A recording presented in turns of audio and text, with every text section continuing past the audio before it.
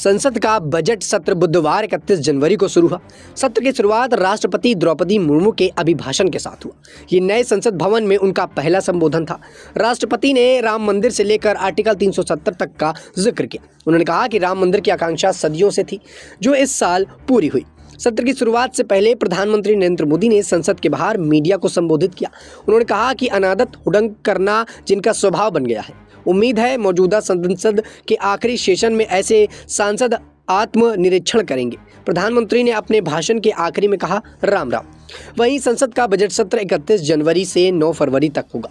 इसमें 8 बैठकें होंगी। 1 फरवरी को वित्त मंत्री निर्मला सीतारमण अंतरिम बजट पेश करेंगी। बजट सत्र से पहले राष्ट्रपति लोकसभा और राज्यसभा को एक साथ संबोधित करते हैं। दोनों सदनों में उनका संयुक्त संबोधन भाषण बनता है।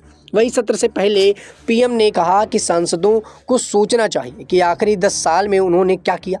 बजट का पश्चाताप का अवसर है। मेरा सभी सांसदों से अनुरोध है कि उन उत्तम से उत्तम परफॉर्म करें और इस मौके को जाने न दें।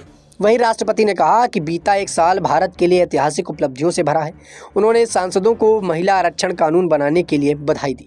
उन्होंने एशियन गेम्स के इतिहास में सबसे अधिक मेडल, चंद्रयान 3 की सफलता और राम मंदिर निर्माण का सपना पूरा होने का भी जिक्र किया।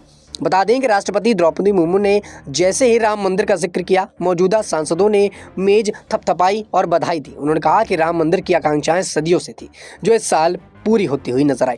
बता दें कि राष्ट्रपति द्रौपदी मुर्मू ने अपने अभिभाषण में कहा कि राष्ट्रपति ने कहा कि गुलामी के दौर में बने कानून अब इतिहास का हिस्सा बन चुके। 3 तलाक की कुप्रथा को खत्म करने के लिए सरकार ने कड़े कानून प्रावधान किए। उन्होंने नारी शक्ति वंदन अधिनियम, criminal justice system, digital performance data protection अधिनियम, नेशनल रिसर्च फाउंडेशन अधिनियम, जम्मू और कश्मीर आरक्षण कानून, सेंट्रल यूनिवर्सिटी कानपुर में संशोधन, परीक्षा में नकल रोकने पर सख्ती के लिए नया कानून बनाने का भी जिक्र किया। राष्ट्रपति ने कहा कि केंद्र सरकार ने जम्मू कश्मीर से आर्टिकल 370 हटाने के 3 तलाक के विरुद्ध कड़ा कानून, पड़ोसी देशों से आए पीड़ित अल्पसंख्यक को नागरिकता देने वाला कानून बनाया।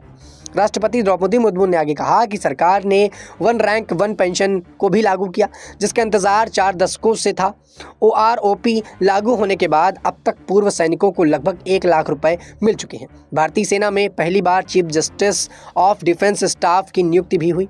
राष्ट्रपति ने अपने अभिभाषण में कहा कि नीति आयोग के अनुसार मेरी सरकार से 1 दशक के कार्यकाल में करीब 25 करोड़ देशवासी गरीबी से बाहर निकले हैं। और इसको लेकर राष्ट्रपति मुर्मू ने आगे कहा कि मेरी सरकार जीरो एफर्ट जीरो डिफर्ट पर बल दे रही है। मेरी सरकार भारत की युवा शक्ति की शिक्षा और कौशल विकास के लिए निरंतर नए कदम उठा रही है। मेरी सरकार ने बीते 10 वर्षों में पर्यटन के क्षेत्र में अभूतपूर्व काम किया है। मेरी सरकार ने वैश्विक विवादों और संघर्षों के इस दौर में भी भारत के हितों को मजबूती से दुनिया के सामने रखा है। आज मेड इन इंडिया एक ग्लोबल ब्रांड बन चुका है।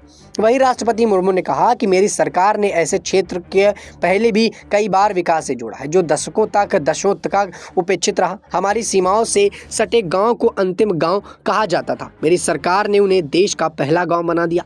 इन गांवों के विकास के लिए काफ़ी काम किया जा रहा है। वहीं राष्ट्रपति ने बताया कि सरकार ने उज्ज्वल योजना पर 2.5 लाख करोड़ रुपए और गरीबों को सस्ता राशन देने के लिए 20 लाख करोड़ रुपए खर्च किए हैं। आयुष्मान योजना से मुफ्त इलाज किया जा रहा है।